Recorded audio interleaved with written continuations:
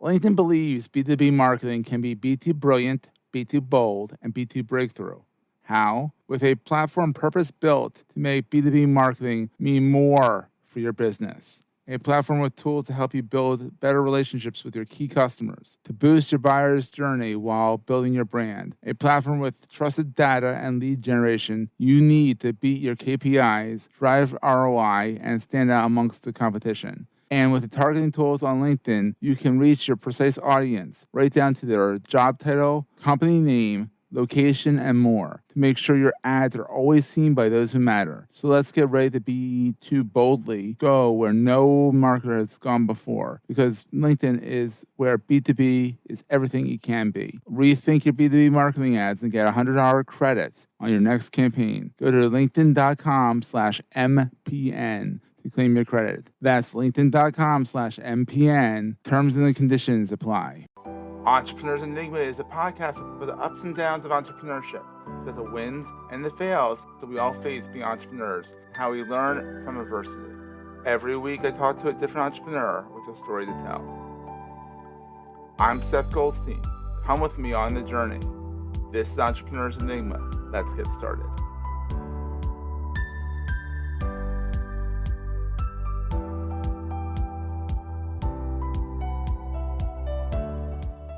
Hey everybody, welcome to another edition of the Entrepreneurs Enigma podcast. I'm Seth. Today I am here with Aliza Freud of SheSpeaks Inc, which is an influencer marketplace for women to be influencers, right? I mean, how have you tell us what SheSpeaks is exactly?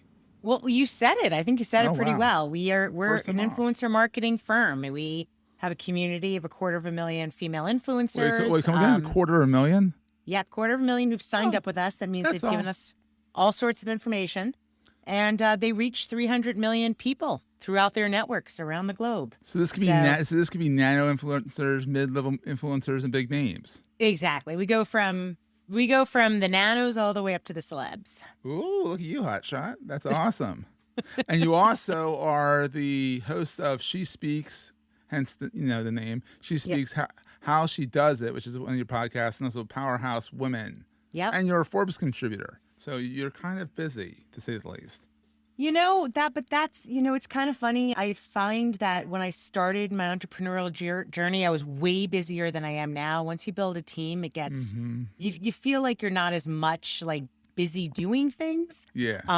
So it has given me the opportunity to do some of these passion projects like the podcast and the weekly live that we do, the Powerhouse Women Show. Yeah, it looks so cool. I watched a little bit of the last one. I was like, she's good. So I enjoyed it thoroughly. So how'd you get started in this? I see you went to yeshiva up in New York. Yeah. Then you got really smarty pants and you went over to Columbia. And went to the Columbia Business School to get your MBA. Yep. And then you worked for Amex. I did. What was that like? Yeah. Well, it's funny because I always tell people I've only worked 2 places in my entire career. And let's just say I didn't graduate a few years ago. I've been out working for 20 plus years. So I like to think of myself as one of those marathoners. Yeah. I go someplace and I tend to be there a while. So actually, right out of undergrad, I went to work at American Express. Great. I was there for over 10 years. I did an executive MBA at Columbia while I was there. Did they pay for it? I'm sorry? Did they pay for it? They did. They did. Nice. Yeah, but you know what? You do get the golden handcuffs. I want to say that it does not come without strings attached. I will say they were very good to me, so I didn't care that I'd had to give them a few more years and name my firstborn child American, and my second child is Express. So no, I'm just kidding. That'd be kind of funny. That should be kind of clever. But, yeah, they were a great place to work, but I wanted to be an entrepreneur, so I left to start SheSpeaks back in late 2006 is when I left. And I launched the platform in 2007, and we were in beta, and then we launched for real.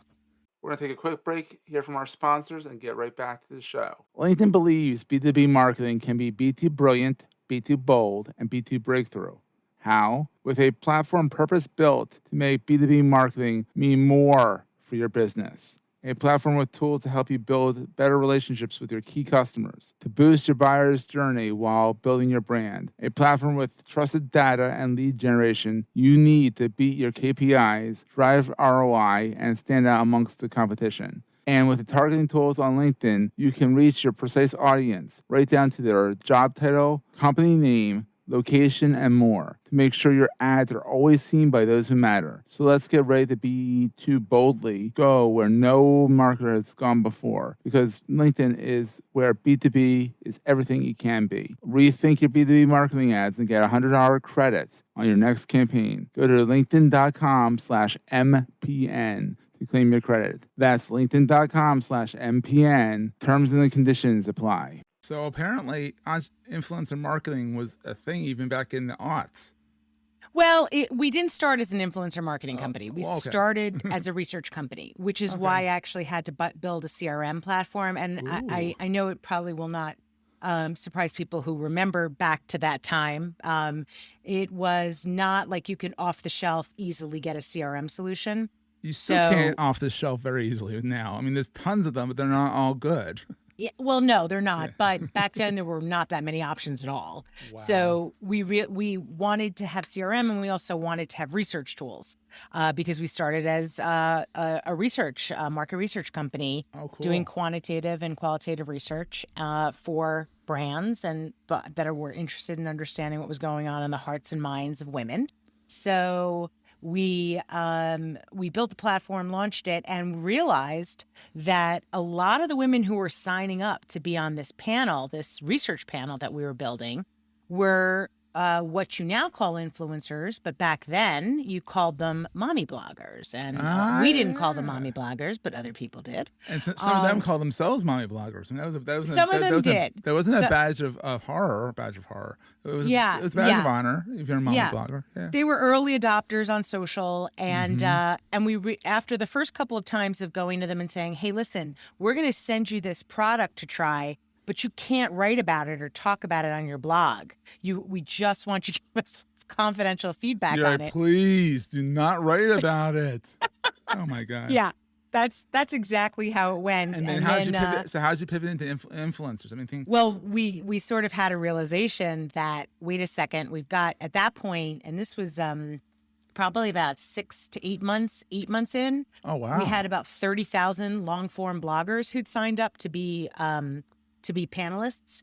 And we realized that, you know what, maybe there's an opportunity not only to ask these women what they think about the products and try them and give us feedback, but to do some marketing with them. So we found a gutsy client that allowed us to do that. And then it was sort of no looking back from there. That's wild. But so we got into influencer marketing before it was called influencer marketing. So that's what we call a pivot. What was that? That's what we call a pivot. Yes. Yeah, it's not even that much of a pivot. It's not that much off. It's more of now everything's on the record. Yeah, exactly. And it's interesting because, fast forward to where we are today, and oh God, there's so many companies that do influencer, and I think that's a great thing for the industry. I mean, it's that that old adage, a rising tide floats all boats, right? Yeah. But I think the approach that we take is that it's always grounded in research first. Yes. So any project we work on, any campaign, client, whatever we're doing, it starts with a quantitative study to better understand the category, how people feel about the category, where they shop for it, how they shop for it, and messaging, and that informs how we do the campaign. So that's fantastic. That's kind of our point of differentiation, and it's also what allows us, look, social media and working with influencers. Yeah, it's earned media, so it still has the component of you're not completely controlling the message, and and more importantly, you're not controlling the response. Yeah. So the fact that we have the research component, it helps us not step in it, so to speak. Not step in it. I love that. It makes sense, honestly. And when you think about it, having the research behind it makes the people who are putting their product up there feel more confident. Yes. So it's better than just saying, give us your stuff, and whether it turns out good or not, we'll figure it out. Yes, absolutely. Oh, that's fantastic. Yeah. So what is the best thing about being an entrepreneur? Oh, there's no question for me. It's being the master of your own destiny. Mm-hmm. I started in the workforce still at a time where I think people assume that they'd, maybe work at one company for their entire career, although nobody thinks that anymore. But Nope. back when I started out, it was still a thought. And I saw so many colleagues getting laid off, Mm-hmm. downsizing. Companies do, place like American Express, they do reorganizations every 18 months. They're as That bad as means pharma. Yeah. yeah, that just means that there are fewer seats, and so people lose jobs. And I was lucky that I was not in a situation where I lost my seat. I I did not love the idea that I Mm-hmm. couldn't be in control of it. So I had this desire to kind of do my own thing. I also will say that one of the most gratifying things I think about entrepreneurship is you really see very quickly what you're good at and what you're not good at. Oh It's my God, not for everyone. that's the truth.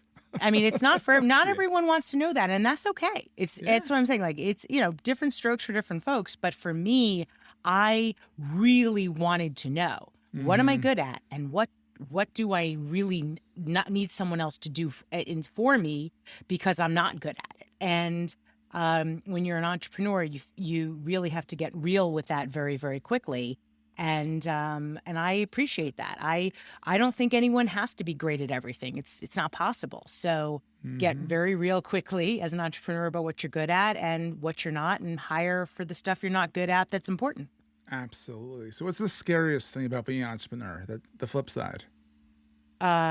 That if you don't get up one day, that it's difficult. It'll have a very big effect on the company. Yeah. When I worked at American Express, as much as I loved it and, they were good to me, at the end of the day, I had to be replaceable, right? I Yeah. had to be. So everyone's replaceable. So they have a term for it. It's bench strength. Like, who are you training so that when you leave, the next person gets off the bench and takes your job? Yeah. So with entrepreneurship, it's a lot more on you, and That's an and understatement. Yeah. and you're responsible for these people who you hire, and their health insurance, all of that. That's an important responsibility. I love that responsibility, but it's scary as hell some days. I bet. I bet. So, what is the most important thing to carry with you all the time? Carry physically or Yeah, like it just gets mentally? everyone. This question gets everyone. I love it. It could be either metaphysical. It could be, it could be anything. To carry with me. Well, I'll just kind of tell you. I'll give you an answer based on what came to mind when you said it. Okay. I think you have to carry with you um, an enormous amount of grace for yourself and for other people.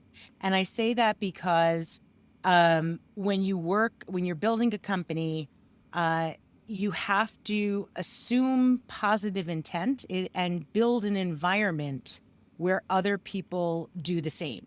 Mm-hmm. Because the most I have found in looking at where you're looking around, being at a big company, then one of the most corrosive things is when people start to feel like there is negative intent, Mm-hmm. and it just can create an environment where no one trusts anyone else. That's never So fun. Yeah. I think what's really important, and I've learned over the years, that I have to give others grace. I have to give myself grace. And if I lead in that way, it will trickle to the entire team, where they're thinking, oh, something went wrong. All right, we had it with the right intention. Let's figure out now how to resolve it, how to solve this, because then you don't waste time with the blame game. So, Mm-hmm. Nothing's worse than the blame game. nope. Exactly. So, where can people find you online? Like, where's the place that you hang out the most? I hang out on LinkedIn quite a bit. Yeah, I So, love LinkedIn. yeah, you can find me at Aliza Freud on LinkedIn. And I'm on the other platforms as well, of course. Instagram, Twitter, all those. I'm Aliza Freud there too. And of course, you can swing by SheSpeaks.com or SheSpeaks Inc, which is our SheSpeaksInc.com, which is our corporate website. So, SheSpeaks.com is is the podcast. That's the member. The podcast is on there, but that's our community website. So all of our Okay. members go there.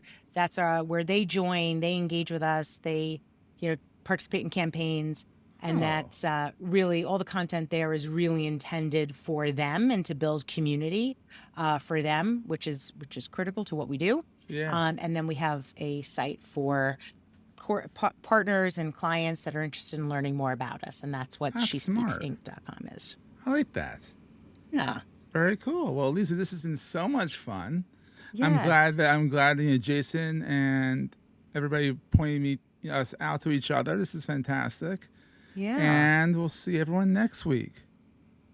Thank you. That was a great show. Hey, if you're enjoying Entrepreneurs Enigma, please give us a review on the podcast directory of your choice. We're on all of them. And these reviews really help others find the show. Also, if you're getting value from the show and want to buy me a coffee, go to the show notes and click on the link to help me stay awake while I bring you more great episodes to your ears. That's in the show notes, and I look forward to the next episode. Take care, guys.